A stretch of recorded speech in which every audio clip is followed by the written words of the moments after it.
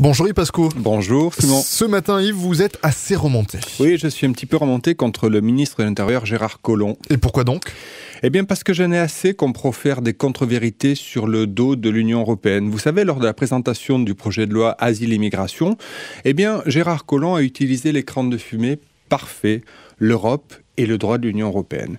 Vous savez Simon, pourquoi est-ce qu'on réduit les délais des procédures d'asile ? Eh bien c'est pour faire comme nos voisins. Et vous savez pourquoi on allonge les délais de rétention administrative ? Eh bien, c'est pour faire comme le droit de l'Union européenne. Gérard Collomb nous dit « nous ne faisons qu'appliquer le droit de l'Union européenne ». Mais savez-vous, Simon, quelle disposition de la directive Retour oblige les États à allonger le délai de rétention ? Non, j'avoue que je l'ignore totalement. Eh bien, aucune. Évidemment, la directive Retour prévoit des délais maximum de rétention, mais en aucun cas, cette directive n'oblige les États à allonger leur délai de rétention. Alors donc, quand il s'agit de justifier des reculs, le droit de l'Union européenne est bien pratique. Mais en revanche, lorsqu'il s'agit de l'appliquer, ça c'est une autre histoire. Prenons quelques exemples, Simon. Demandons, ou plutôt exigeons du ministre de l'Intérieur qu'il permette aux demandeurs d'asile d'accéder à la procédure d'asile 3 jours. Après un délai de 3 jours, comme le droit de l'Union européenne le permet, alors que maintenant, enfin à l'heure actuelle, c'est plutôt quelques semaines.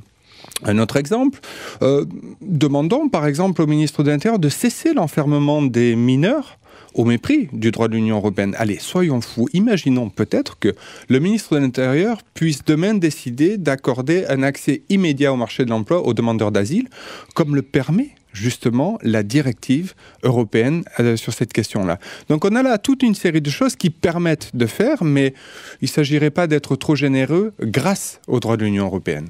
Mais tout ce que vous nous expliquez là, Yves, au fond, c'est quelque chose qu'on voit de manière assez régulière, le fait de s'accaparer l'Europe pour se justifier. Oui, c'est ce qu'on appelle communautariser les échecs et nationaliser les succès. Enfin, ça fait 50 ans que ça marche, et on avait bien cru avec l'élection d'Emmanuel Macron que cette vieille lune, ce vieux réflexe soit terminé.